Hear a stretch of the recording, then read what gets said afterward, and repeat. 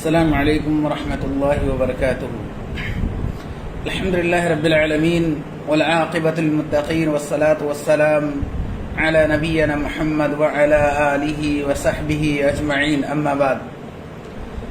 قال الله تبارك وتعالى في القرآن المجيد والفرقان الحميد: أعوذ بالله من الشيطان الرجيم، بسم الله الرحمن الرحيم.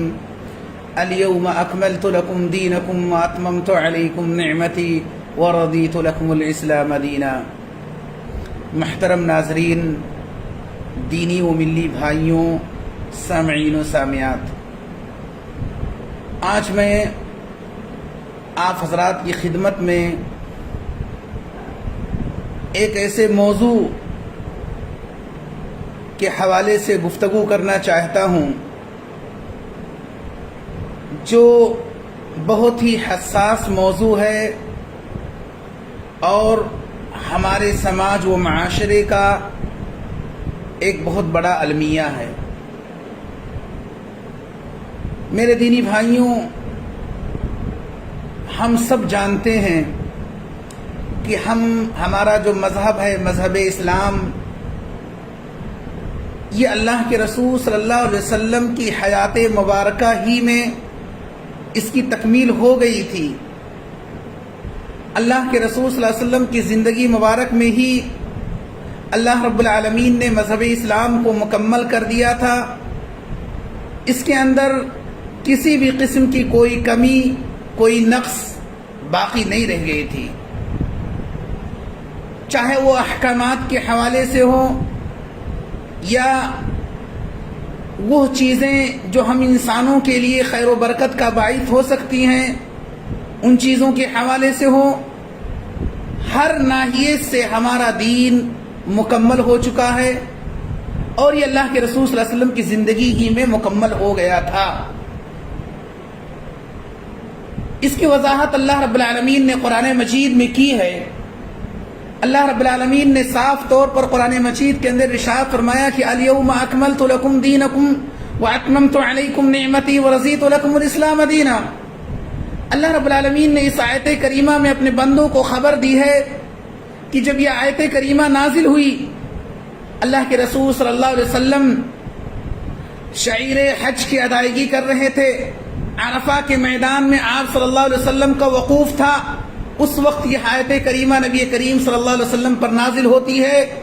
اور اس آیت کریمہ کے ذریعے سے اللہ رب العالمین نے اپنے تمام بندوں کو یہ خبر دی ہے، مذہب اسلام کے جو متبعین ہیں، جو فالور ہیں، ان کو یہ خبر دی ہے کہ الیوم اکملت لکم دینکم، کہ اے لوگوں، آج کے دن میں نے تمہارے دین کو مکمل کر دیا ہے. واتممت علیکم نعمتی، اور میں نے تمہارے لیے اپنی نعمت کو مکمل کر دیا ہے. ورضیت لکم الاسلام دینا، اور میں دین اسلام سے راضی اور خوش ہو گیا ہوں. میرے دینی بھائیوں، اگر اب اس آیت کریمہ کا سلیس ترجمہ دیکھیں تو آپ ہر شخص، ادنا سمجھ رکھنے والا شخص بھی اس کا اندازہ کر سکتا ہے کہ مذہب اسلام اللہ کے رسول صلی اللہ علیہ وسلم کی زندگی ہی میں اس کی تکمیل ہو چکی تھی. اس میں کسی بھی قسم کی کوئی گنجائش نہیں ہے. اب یہ آیت کریمہ نازل ہو جانے کے بعد یا اس آیت کریمہ کے ذریعے سے ہمیں خبر مل جانے کے بعد بھی اگر ہم اور آپ یا ہم میں سے کوئی بھی شخص یہ دعویٰ کرے کہ اللہ کے رسول صلی اللہ علیہ وسلم کے زمانے میں یہ عمل نہیں تھا لیکن اس زمانے میں اس کو کرنا اور اچھا ہے، اس کو انجام دینا بہتر ہے، تو گویا کہ ہم اللہ کے رسول صلی اللہ علیہ وسلم کی رسالت پر تہمت لگا رہے ہیں. اگر کوئی شخص یہ کہے کہ گرچہ نبی کریم صلی اللہ علیہ وسلم کے زمانے میں فلاں نیک عمل وجود میں نہیں تھا لیکن اس زمانے میں اس کو کرنا چاہیے، یہ کار ثواب ہے، تو گویا کہ ہم سب سے پہلے اللہ کے رسول صلی اللہ علیہ وسلم کی رسالت پر تہمت لگا رہے ہیں. گویا کہ رسول سے یہ چیز چھوٹ گئی تھی، ہم رسول کو متنبہ کر رہے ہیں کہ رسول نے نہیں اس کو ذکر کیا ہے لیکن آپ لوگ اس کو کیجئے. اور یہ بہت بڑی بات ہو جائے گی کہ اگر ہم نے یہ جملہ کہہ دیا کہ رسول نے اپنی رسالت کی ادائیگی میں کوتاہی کی ہے تو ایسی صورت میں بہت بڑا اتہام ہوگا. اللہ کے رسول صلی اللہ علیہ وسلم نے اکمل طریقے سے مذہب اسلام کو ہم تک پہنچا دیا ہے، اس میں کسی بھی قسم کی کوئی نقص نہیں ہے۔ میرے دینی بھائیوں، اب اگر ہمارے معاشرے اور سماج میں، اگر ہمارے اس زمانے میں اگر کوئی شخص یہ دعویٰ کرے کہ کوئی یہ عمل کار ثواب ہے، یہ عمل ثواب کا باعث ہے، اس کو انجام دیا جائے اور اس عمل کا ثبوت قرآن اور حدیث کے اندر نہ ہو، نبی کریم صلی اللہ علیہ وسلم کے زمانے میں اس کا ثبوت نہ رہا ہو، تو گویا کہ ہم اللہ کے رسول صلی اللہ علیہ وسلم پر تہمت لگاتے ہیں کہ رسول نے نہیں پہنچایا، رسول سے یہ چیز چھوٹ گئی تھی، ہم اس کی تنبیہ، ہم اس کی نشاندہی کر رہے ہیں۔ میرے دینی بھائیوں، اسی عمل کا نام شریعت کی اصطلاح میں بدعت ہے، یعنی ہر وہ عمل جس کو بندہ کار ثواب سمجھ کر کے، ہر وہ عمل جس کو بندہ اللہ رب العالمین کا تقرب حاصل کرنے کے لیے انجام دے اور اس عمل کا ثبوت قرآن اور حدیث کے اندر نہ ہو، تو اسی کا نام بدعت ہے، اسی کا نام بدعت ہے۔ یعنی ہمارا کوئی بھی عمل ہو، اگر اس سے اللہ رب العالمین کی رضامندی حاصل کرنا ہے، ہم اس عمل کو دین سمجھ کر کے کر رہے ہیں اور اس عمل کا ثبوت قرآن اور حدیث کے اندر نہیں ہے، تو اسی کا نام بدعت ہے۔ اور بدعت کے حوالے سے اللہ کے رسول صلی اللہ علیہ وسلم کی صحیح حدیث موجود ہے، کل بدعت ضلالہ، ہر بدعت گمراہی ہے، وکل ضلالۃ فی النار، اور ہر گمراہی یہ جہنم میں لے جانے والی ہے۔ اور ایسے ہی اللہ کے رسول صلی اللہ علیہ وسلم نے اپنی امت کو وصیت کی تھی کہ ترکت فیکم امرین لن تضلوا ما تمسکتم بہما کتاب اللہ۔ اللہ کے رسول صلی اللہ علیہ وسلم نے وصیت کی تھی کہ اے لوگوں، میں تو اس دنیا سے جا رہا ہوں، لیکن میں تمہیں دو چیزوں کو چھوڑ کر کے جا رہا ہوں تمہارے درمیان۔ پہلی چیز اللہ کی کتاب ہے اور دوسری چیز احادیث نبویہ ہیں، اللہ کے رسول صلی اللہ علیہ وسلم کی سنت ہے۔ اللہ کے رسول صلی اللہ علیہ وسلم نے اس حدیث میں وعدہ کیا ہے، لن تضلوا، وہ شخص ہرگز ہرگز گمراہ نہیں ہو سکتا ہے جو قرآن اور حدیث کو حرز جان بنائے گا، قرآن اور حدیث کو اپنے لیے آئیڈیل اور نمونہ قرار دے گا، وہ گمراہ نہیں ہو سکتا ہے۔ میرے دینی بھائیوں، کوئی بھی عمل ہو، کتنا ہی عظیم الشان کام کیوں نہ ہو، لیکن اگر اس میں اللہ کے رسول صلی اللہ علیہ وسلم اس میں اللہ کے رسول صلی اللہ علیہ وسلم کا حکم، اللہ کے رسول صلی اللہ علیہ وسلم کا عمل، اللہ کے رسول صلی اللہ علیہ وسلم کا قول اور آپ صلی اللہ علیہ وسلم کی تقریر ثابت نہ ہو، تو ایسی صورت میں اس عمل کی کوئی وقعت نہیں رہ جاتی ہے۔ شریعت کی نظر میں، اللہ رب العالمین کی بارگاہ میں وہی عمل قابل قبول ہوتا ہے جس پر مہر نبوت لگی ہوتی ہے، جس پر اللہ کے رسول صلی اللہ علیہ وسلم کا قول، اللہ کے رسول صلی اللہ علیہ وسلم کا فعل یا تقریر کے ذریعے سے اس کا ثبوت ہو، وہی عمل اللہ رب العالمین کی بارگاہ میں شرف قبولیت سے نوازی جاتی ہے۔ لیکن کوئی بھی عمل ہو، کتنا ہی عظیم الشان عمل کیوں نہ ہو، کتنے ہی پیسے والا عمل کیوں نہ ہو، لیکن اگر اس میں رسول کا عمل نہ ہو، رسول کا طریقہ نہ ہو، تو اللہ کے رسول صلی اللہ رب العالمین کی بارگاہ میں اس کی کوئی وقعت نہیں ہوتی ہے۔ اللہ کے رسول صلی اللہ علیہ وسلم کی صحیح حدیث ہے، آپ صلی اللہ علیہ وسلم نے فرمایا، من عمل عملا لیس علیہ امرنا فهو رد۔ صحیحین کی روایت ہے، نبی کریم صلی اللہ علیہ وسلم نے فرمایا، جس شخص نے میری امت میں سے جس شخص نے کوئی ایسا کام انجام دیا جس پر میرا حکم نہیں ہے، میرا قول نہیں ہے، میرا فعل نہیں ہے، میری تقریر اس پر نہیں ہے، فَهُوَ رَدٌ، تو اللہ رب العالمین کی بارگاہ میں وہ چیز مردود قرار پاتی ہے، شرف قبولیت سے نوازی نہیں جاتی ہے۔ اور ایسے ہی ایک دوسری آیت، ایک دوسری حدیث میں، ایک دوسری روایت میں اللہ کے رسول صلی اللہ علیہ وسلم نے فرمایا، من احدث فی امرنا هذا ما ليس منه فهو رد۔ جس شخص نے ہمارے دین میں کوئی نئی چیز ایجاد کی جس کا ثبوت قرآن اور حدیث کے اندر نہ ہو، فهو رد، تو شرف قبولیت سے نوازی نہیں جاتی ہے بلکہ وہ مردود قرار دے دی جاتی ہے۔ میرے دینی بھائیوں، یہ وہ نصوص ہیں جو ہمیں اور آپ کو متنبہ کر رہے ہیں کہ ہمارا ہر عمل قرآن اور حدیث کے مطابق ہونا چاہیے۔ کوئی بھی دینی عمل ہو، یہ ہماری ذمہ داری بنتی ہے کہ سب سے پہلے اس عمل کی تحقیق ہم کر لیں کہ آیا یہ عمل نبی کریم صلی اللہ علیہ وسلم سے ثابت ہے یا نہیں، نبی کریم صلی اللہ علیہ وسلم نے اگر اس کو کیا ہے تو اس کی کیفیت اور شکل کیا رہی ہے، اس کی تحقیق ایک مسلمان کے لیے ضروری ہے۔ میرے دینی بھائیوں، یہ سارے نصوص ہیں، لیکن اس کے باوجود آج ہمارے معاشرے اور سماج میں بہت ساری چیزیں ایسی ہیں جو بطور دین جس کو رواج دے دیا گیا ہے، جس کو ایجاد کر دیا گیا ہے، لیکن جب ان عملوں کو ہم قرآن اور حدیث کی روشنی میں، قرآن اور حدیث کے نصوص میں تلاشتے ہیں تو اس عمل کا ثبوت قرآن اور حدیث کے اندر نہیں ملتا ہے۔ یہ بہت ہی متبرک مہینہ ہے، ماہ ربیع الاول کا مہینہ۔ اس مہینے کے اندر نبی کریم صلی اللہ علیہ وسلم کی ولادت باسعادت ہوتی ہے، بہت ہی عظیم نعمت ہے نبی کریم صلی اللہ علیہ وسلم کی ولادت باسعادت ہونا۔ اور ولادت کے حوالے سے اللہ کے رسول صلی اللہ علیہ وسلم کی حدیثیں موجود ہیں، روایات موجود ہیں کہ کس طرح سے اللہ کے رسول صلی اللہ علیہ وسلم کی ولادت ہوئی، ان کی ماں کا حمل کیسا تھا، یہ ساری چیزیں احادیث نبویہ کے اندر معجزے کے طور پر ذکر ہیں۔ یہ بہت عظیم نعمت ہے۔ لیکن میرے دینی بھائیوں، آج ہمارے معاشرے اور سماج میں کچھ لوگوں نے نبی کریم صلی اللہ علیہ وسلم کی یوم ولادت کو باقاعدہ جشن اور حفل کے طور پر منعقد کرتے ہیں، اس کے لیے مجلسیں منعقد کی جاتی ہیں۔ ہمیں دیکھنا ہوگا کہ ہم، اس میں کوئی شک نہیں کہ نبی کریم صلی اللہ علیہ وسلم کی ولادت بسعادت تمام امت محمدیہ کے لیے شرف کا باعث ہے، خیر کا باعث ہے، لیکن نبی کریم صلی اللہ علیہ وسلم سے اس خوشی کے موقع پر نبی کریم صلی اللہ علیہ وسلم کا عمل کیا رہا ہے، ہمیں اس کا دیکھنا ضروری ہے، کیونکہ ہم نے ذکر کیا کہ ہمارا کوئی بھی عمل اللہ رب العالمین کی بارگاہ میں شرف قبولیت سے نوازا نہیں جاتا ہے جب تک اس میں رسول کا قول نہ ہو، رسول کا عمل نہ ہو۔ اللہ کے رسول صلی اللہ علیہ وسلم کی ولادت باسعادت ہوتی ہے، نبی کریم صلی اللہ علیہ وسلم کو 40 سال کے بعد نبوت سے سرفراز کیا جاتا ہے۔ نبی کریم صلی اللہ علیہ وسلم کی نبوی زندگی، نبی کریم صلی اللہ علیہ وسلم کی نبوی زندگی 23 سال کی زندگی ہے، 23 سال تک نبی کریم صلی اللہ علیہ وسلم کی نبوی زندگی ہے۔ لیکن کیا نبی کریم صلی اللہ علیہ وسلم نے اپنی یوم ولادت ایک مرتبہ بھی نہیں منایا؟ کیا صحابہ کرام نے نبی کریم صلی اللہ علیہ وسلم کے اس عمل کو کسی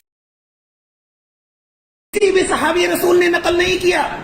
میرے دینی بھائیوں، یہ سوچنے کا مقام ہے، نبی کریم صلی اللہ علیہ وسلم کی نبوی زندگی میں 23 مرتبہ یہ دن آیا ہوگا، 12 ربیع الاول کی تاریخ، جس کو باقاعدہ عید میلاد النبی کے ذریعے سے، جشن عید میلاد النبی کے ذریعے سے تعبیر کیا جاتا ہے۔ آپ ذرا سوچئے کہ نبوی زندگی میں، عام زندگی کو آپ چھوڑ دیجئے، جب آپ صلی اللہ علیہ وسلم کو نبوت سے سرفراز کیا گیا، 23 سال کی زندگی آپ نے گزاری، لیکن اس 23 سالہ مدت میں ایک بھی مرتبہ اللہ کے رسول صلی اللہ علیہ وسلم نے اپنی یوم پیدائش کا جشن نہیں منایا۔ اگر منایا تو کیا کسی بھی صحابی رسول نے اس کو نقل نہیں کیا کہ اس کی کیفیت کیا تھی؟ نبی کریم صلی اللہ علیہ وسلم جس دن اپنا یوم ولادت کا جشن منا رہے تھے، نبی کریم صلی اللہ علیہ وسلم نے اس کو کیسے منایا؟ ایک بھی صحابی رسول نے نقل نہیں کیا۔ صحابی رسول تو وہ تھے کہ صحابی رسول جب نبی کریم صلی اللہ علیہ وسلم وضو کرتے تھے، وضو کا پانی نیچے نہیں گرتا تھا، بلکہ صحابہ کرام اس کو اپنے جسموں پر مل لیا کرتے تھے۔ نبی کریم صلی اللہ علیہ وسلم کے اس عظیم الشان عمل کو ایک بھی صحابی رسول نے نقل نہیں کیا۔ میرے دینی بھائیوں، ایسا نہیں ہے کہ صحابہ کرام نے اس کو نقل ہی نہیں کیا، اصلاً حقیقت یہ ہے کہ نبی کریم صلی اللہ علیہ وسلم نے اپنی زندگی میں ایک مرتبہ بھی آپ صلی اللہ علیہ وسلم نے اپنا جشن میلاد نہیں منایا، کیونکہ اللہ کے رسول صلی اللہ علیہ وسلم کو یہ حکم نہیں دیا گیا تھا۔ رسول وہی کرتے تھے جو نبی کریم جو اللہ رب العالمین کی طرف سے وحی کی جاتی تھی۔ ما ينطق عن الهوى ان هو الا وحی یوحى۔ رسول کو بھی اجازت نہیں تھی کہ اپنی منمانی چیزوں کو دین کا نام دے کر کے رواج کر دیں، بلکہ رسول وہی کہتے تھے۔ نبی کریم صلی اللہ علیہ وسلم اپنی امت کو اسی چیز کی طرف رہنمائی کرتے تھے جو رب کی طرف سے حکم ہوتا تھا۔ رسول کو اجازت نہیں دی گئی تھی کہ آپ اپنا جشن میلاد منائیں، اور اگر اس میں خیر و برکت کا باعث ہوتا تو اللہ کے رسول صلی اللہ علیہ وسلم اپنی امت کو ضرور بضرور یہ تعلیم دیتے کہ اے لوگوں، گرچہ میں نے جشن میلاد نہیں منایا لیکن میری وفات کے بعد تم جشن میلاد منا لینا۔ ایک بھی صحیح روایت ثابت نہیں ہے کہ جس میں نبی کریم صلی اللہ علیہ وسلم نے یہ وصیت کی ہو۔ اگر اللہ کے رسول صلی اللہ علیہ وسلم سے یہ عمل ثابت نہیں ہے تو ایسی صورت میں ایک مسلمان کے لیے اس کا کرنا، اس کا انجام دینا یہ جائز نہیں ہے۔ چلیں نبی کریم صلی اللہ علیہ وسلم کو ہم چھوڑ دیتے ہیں کہ نبی کریم صلی اللہ علیہ وسلم نے اپنی حیات مبارکہ میں ایک مرتبہ بھی نہیں منایا، چلو ٹھیک ہے، وہ رسول تھے، انہوں نے نہیں منایا۔ آئیے صحابہ کرام کی زندگی کو دیکھتے ہیں۔ جب نبی کریم صلی اللہ علیہ وسلم کی وفات ہو جاتی ہے، آپ صلی اللہ علیہ وسلم کی وفات کے بعد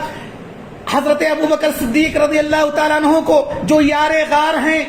اللہ کے رسول صلی اللہ علیہ وسلم نے ان کے حوالے سے فرمایا تھا کہ اگر میرے بعد کوئی نبی ہوتا تو حضرت ابو بکر ہوتے، حضرت ابو بکر ہوتے۔ اتنے جلیل القدر صحابی، نبی کریم صلی اللہ علیہ وسلم ان کو اپنی زندگی ہی میں مسلح پر آگے بڑھا دیتے ہیں اور یہ نبی کریم صلی اللہ علیہ وسلم کی امامت کر رہے ہوتے ہیں۔ اتنا مقام حاصل ہونے کے بعد، اتنی محبت کرنے والے حضرت ابو بکر صدیق رضی اللہ تعالیٰ عنہ جب نبی کریم صلی اللہ علیہ وسلم کے بعد مسلمانوں کے خلیفہ بنائے گئے، پہلے خلیفہ مسلمانوں کے ہیں، کیا حضرت ابو بکر صدیق رضی اللہ تعالیٰ عنہ کو اتنی بھی غیرت نہیں جاگی کہ ایک مرتبہ نبی کریم صلی اللہ علیہ وسلم کا جشن میلاد منا لیتے؟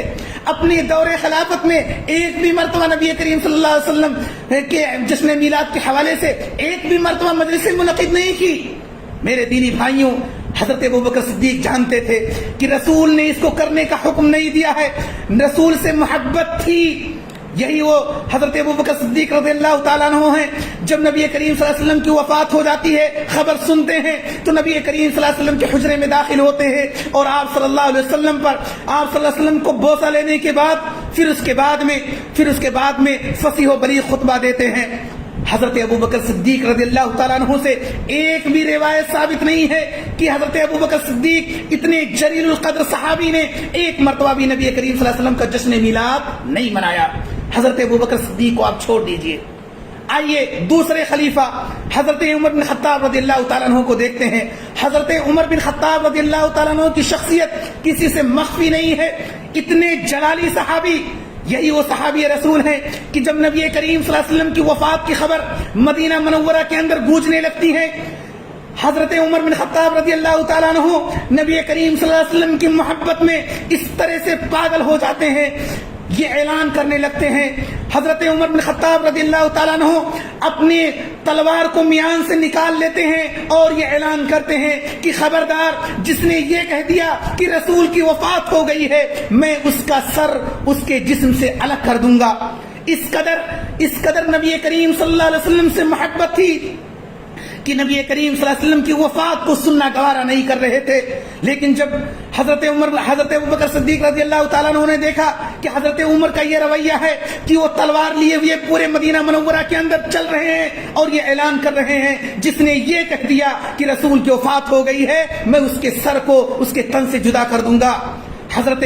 ابو بکر صدیق رضی اللہ تعالیٰ عنہ نے اس وقت ایک فصیح و بلیغ خطبہ دیا تھا اور اس خطبے کے اندر باقاعدہ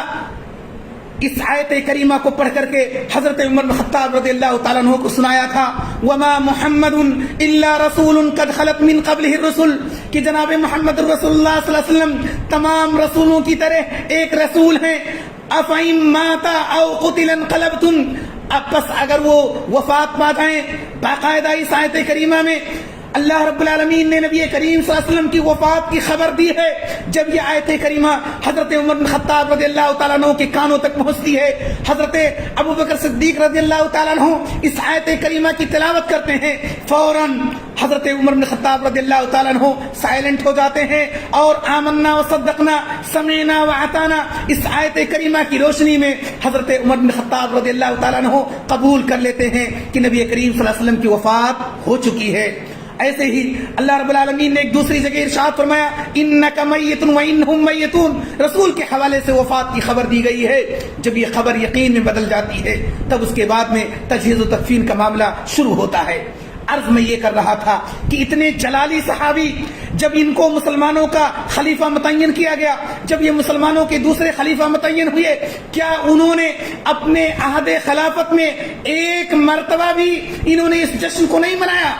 ایک مرتبہ بھی جشن میلاد نہیں منایا؟ کیا کسی بھی صحابی رسول نے حضرت عمر بن خطاب رضی اللہ تعالیٰ عنہ کی اس عمل کو حدیثوں کے اندر نقل نہیں کیا، آثار کے اندر نقل نہیں کیا؟ اصلاً یہ صحابہ کرام جانتے تھے، یہ خلفائے راشدین ہیں جن کے حوالے سے اللہ کے رسول صلی اللہ علیہ وسلم نے اپنی امت کو وصیت کی ہے، علیکم بسنتی وسنت الخلفاء الراشدین المہدیین، کہ اے لوگوں میری سنت کو لازم پکڑنا، خلفائے راشدین کے عمل کو، ان کی سنت کو لازم پکڑنا، یہ رسول کی وصیت ہے۔ یہ خلفائے راشدین میں سے ہیں، مسلمانوں کے دوسرے خلیفہ ہیں، یہ جانتے ہیں کہ رسول نے اس عمل کو کرنے کا حکم نہیں دیا ہے۔ اگر اس عمل میں خیر ہوتا تو رسول اپنی زندگی میں اس پر عمل کر کے دکھلاتے، حضرت ابو بکر اس پر عمل کرتے. اسی وجہ سے عمر بن خطاب رضی اللہ تعالیٰ عنہ نے اپنے دور خلافت میں ایک مرتبہ بھی جشن میلاد نہیں منایا.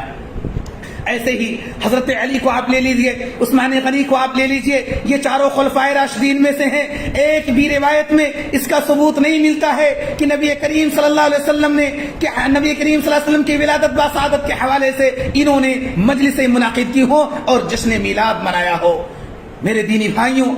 ان کو آپ چھوڑ دیجئے، تابعین کو لے لیجئے. اتنے سارے تابعین ہیں جو صحابہ کرام کی رویت ان کو ثابت ہے، لیکن صحابہ کرام سے ان لوگوں نے صحبتیں اختیار کی ہیں، لیکن ایک بھی تابعی سے یہ عمل ثابت نہیں ہے. تابعین کو آپ چھوڑ دیجئے، ائمہ اربعہ جو اس وقت ہم لوگوں کے اس عصر حاضر میں انہی چاروں اماموں کی اقتدا کرتے ہیں. ائمہ اربعہ، امام ابو حنیفہ رحمہ اللہ علیہ، امام شافعی رحمہ اللہ علیہ، امام مالک رحمہ اللہ علیہ، امام احمد بن حنبل رحمہ اللہ علیہ، یہ چاروں ائمہ اربعہ کہا جاتا ہے. ان چاروں اماموں سے ایک بھی قول ثابت نہیں ہے کہ ان چاروں اماموں میں سے کسی ایک نے بھی جشن میلاد منایا ہو، کیونکہ یہ ائمہ مجتہدین تھے. دین کے حوالے سے ان کے جہود، ان کے خدمات ہیں، یہ لوگ جانتے تھے کہ یہ عمل رسول سے ثابت نہیں ہے، اس لیے ایک مسلمان کو اس کا کرنا درست نہیں ہے. ائمہ اربعہ کو آپ چھوڑ دیجئے. امام بخاری محدثین میں سے، امام بخاری امام مسلم کو لے لیجئے، اتنے اعلیٰ محدثین میں سے ہیں کہ جس حدیث کی تخریج یہ دونوں شیخین، یہ دونوں امامین کر دیں، جو حدیث بخاری اور مسلم کے اندر موجود ہو، پوری دنیا کا اس پر اتفاق ہے کہ حدیث صحیح مانی جاتی ہے. اتنے عظیم محدثین ہیں، اتنے محدثین عظام ہیں، لیکن ان سے بھی ان کی سیرت میں، ان کی سوان حیات میں کہیں نہیں ملتا ہے کہ ان دونوں شیخین نے نبی کریم صلی اللہ علیہ وسلم کا جشن میلاد منایا ہو. میرے دینی بھائیوں، یہ جو جشن میلاد ہے، یہ اصلاً 4 صدی ہجری کے آخر میں اس کو ایجاد کیا گیا تھا، اور شیعہ اور روافض نے اس کو ایجاد کیا تھا. اور سب سے پہلے رافضیوں میں سے عبیدیین نے، عبیدیوں جس کو عبیدی کہا جاتا ہے، شیعوں کا ایک فرقہ ہے، ان لوگوں نے اصلاً 4 صدی ہجری کے آخر میں اس کو رواج دیا تھا. باقاعدہ تاریخ میں اس چیز کو مدون کیا گیا ہے کہ رافضیوں کی یہ سازش ہے. رافضیوں نے جشن میلاد کا حوالہ دے کر کے، نبی کریم صلی اللہ علیہ وسلم کی محبت کا حوالہ دے کر کے اس کو ایجاد کیا تھا. اور ان عبیدیوں نے صرف یہی نہیں ایجاد کیا تھا، بلکہ نوحہ کرنا، اسی طرح سے اپنے سینے کو پھاڑنا، اسی طرح سے اور دیگر، چاہے وہ حضرت حسین رضی اللہ تعالیٰ عنہ، حضرت حسین رضی اللہ تعالیٰ عنہ کی شہادت پر باقاعدہ مجلسیں منعقد کی جانا، یہ سب انہی شیعہ اور روافض کی چالیں تھیں. لیکن میرے دینی بھائیوں، بہت ہی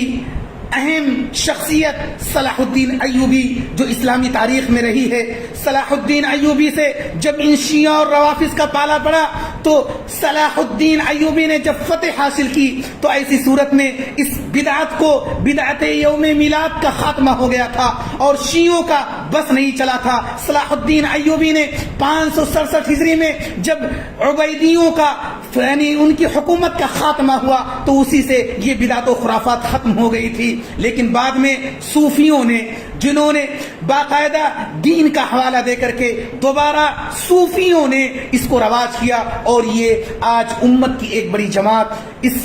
بدعت کو فروغ دینے میں، رائج کرنے میں باقاعدہ لگی ہوئی ہے. میرے دینی بھائیوں، میں کسی پر نقد نہیں کرتا ہوں.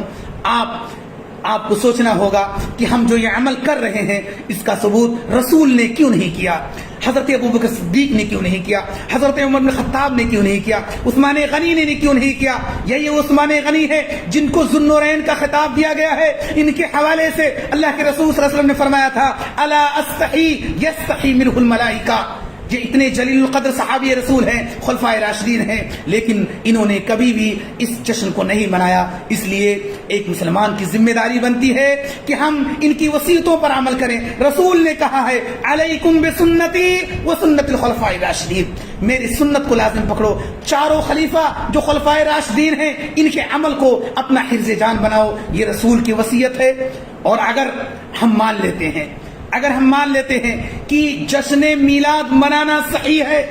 تو ایسی صورت میں ہمیں سب سے پہلے اس کی تاریخ متعین کر لینی چاہیے تھی، تاریخ کی تحقیق کر لینی چاہیے تھی۔ اگر ہم اہل السیر جو تاریخ کی کتابیں ہیں، سیرت کی کتابیں ہیں، اگر ہم محققین اصحاب السیر کی تاریخ کو دیکھتے ہیں تو ایسی صورت میں ان لوگوں نے جو جمہور محققین ہیں، جمہور محققین نے، اصحاب السیر نے جو نبی کریم صلی اللہ علیہ وسلم کی تاریخ ولادت جو ذکر کی ہیں وہ 9 ربیع الاول کی تاریخ ہے، جیسا کہ مولانا صفی الرحمان صاحب مبارک پور رحمہ اللہ علیہ اور دیگر محققین مورخین جو ہیں انہوں نے نبی کریم صلی اللہ علیہ وسلم کی ولادت بسعادت کی جو تاریخ ذکر کی ہے وہ 9 ربیع الاول کی تاریخ ہے۔ کچھ اصحاب السیر نے 12 ربیع الاول کی تاریخ ذکر کی ہے، لیکن ہم مان لیتے ہیں کہ نبی کریم صلی اللہ علیہ وسلم کی ولادت بسعادت ایک قول کے مطابق 12 ربیع الاول ہے، لیکن وہیں اس بات کو بھی جان لینا چاہیے کہ تمام اصحاب السیر کا، تمام مورخین کا اس بات پر اتفاق ہے کہ نبی کریم صلی اللہ علیہ وسلم کی وفات 12 ربیع الاول کو ہوئی ہے۔ اس پر تمام مورخین کا اتفاق ہے۔ ایک طرف تو 12 ربیع الاول کی تاریخ پڑھ رہی ہے نبی کریم صلی اللہ علیہ وسلم کی ولادت بسعادت، اور دوسری طرف آپ صلی اللہ علیہ وسلم کی وفات بھی 12 ربیع الاول کو ہوئی ہے، جس پر تمام مورخین کا اتفاق ہے کہ نبی کریم صلی اللہ علیہ وسلم کی وفات 12 ربیع الاول کو ہوئی ہے۔ اگر یہ چیز ثابت ہو جائے تو ہم کس عقل سے اس دن جشن مناتے ہیں، اس دن باقاعدہ مجلسیں منعقد کرتے ہیں جس دن رسول کی وفات ہوئی ہو؟ کس عقل سے کسی کا لڑکا اگر اسی دن وفات پا جائے اور اگر اسی دن اس کی ولادت ہو تو کیا وہ جشن منائے، جشن میلاد منائے گا؟ کلا وحاشا، کیونکہ اس کو اپنے بیٹے کی یاد آ جائے گی۔ ہمیں رسول سے محبت ہے، ساری چیزیں ہیں، لیکن محبت کا ایک معیار ہوتا ہے، کسی کی محبت کے ناپنے کا ایک پیمانہ ہوتا ہے، اور محبت کا معیار کیا ہے؟ آئیے قرآن میں دیکھتے ہیں اللہ رب العالمین نے محبت کے ناپنے کا جو معیار بتلایا ہے، جو ترازو بتلایا ہے وہ یہ ہے، قل ان کنتم تحبون اللہ فاتبعونی یحببکم اللہ۔ اللہ رب العالمین نے جناب محمد رسول اللہ صلی اللہ علیہ وسلم مخاطب کر کے کہا، قل، اے جناب محمد رسول اللہ صلی اللہ علیہ وسلم آپ کہہ دیجئے، قل ان کنتم تحبون اللہ، اے میرے اللہ رب العالمین، اے اللہ کے رسول صلی اللہ علیہ وسلم آپ میرے بندوں سے کہہ دیجئے کہ اگر تم یہ دعویٰ کرتے ہو کہ مجھے اللہ سے محبت ہے، فاتبعونی، تو انہیں چاہیے کہ میرے رسول کی اتباع کرے، جناب محمد رسول اللہ صلی اللہ علیہ وسلم کی اتباع کرے، جناب محمد رسول اللہ صلی اللہ علیہ وسلم کے طریقے پر اتباع کرے۔ گویا کہ اللہ اور اس کے رسول سے محبت کرنے والا شخص وہ ہے جو رسول کی محبت، جو رسول کی اطاعت کرے، رسول نے جس کام کو کرنے کا حکم دیا ہے اس کو بجا لائے، اور جس چیز کو کرنے کا حکم نہیں دیا ہے اس سے اپنے آپ کو باز رکھے، وہ محب رسول ہے۔ محب رسول کا معنی یہ نہیں ہے کہ ہم بدعات و خرافات کو فروغ دیں اور کہیں ہم محبت رسول میں کر رہے ہیں۔ اللہ رب العالمین نے محبت کا پیمانہ بتلایا ہے کہ ہم جتنا ہی رسول کے متبع ہوں گے، رسول کے بتائے ہوئے طریقے پر چلیں گے، اتنی ہی محبت ہمیں اللہ اور اس کے رسول سے ہوگی۔ اس لیے میرے دینی بھائیوں، اگر آپ حقیقی معنوں میں اللہ کے رسول صلی اللہ علیہ وسلم سے محبت کرتے ہیں تو رسول کے طریقے پر چلنا ہوگا، صحابہ کرام کے طریقے پر چلنا ہوگا، یہ نبی کریم صلی اللہ علیہ وسلم کی وصیت ہے۔ اگر ہم نے صحابہ کرام کے طریقے کو بھلا دیا، رسول کے طریقے کو نظر انداز کر دیا، تو ایسی صورت میں ہم اپنے محبت کا جو دعویٰ ہے اس میں سچے نہیں ہو سکتے ہیں، اور اس کے لیے باقاعدہ بہت ساری دلیلیں پیش کی جاتی ہیں۔ وقت نہیں ہے، انشاءاللہ تعالی موقع رہا تو انشاءاللہ تعالی باذن اللہ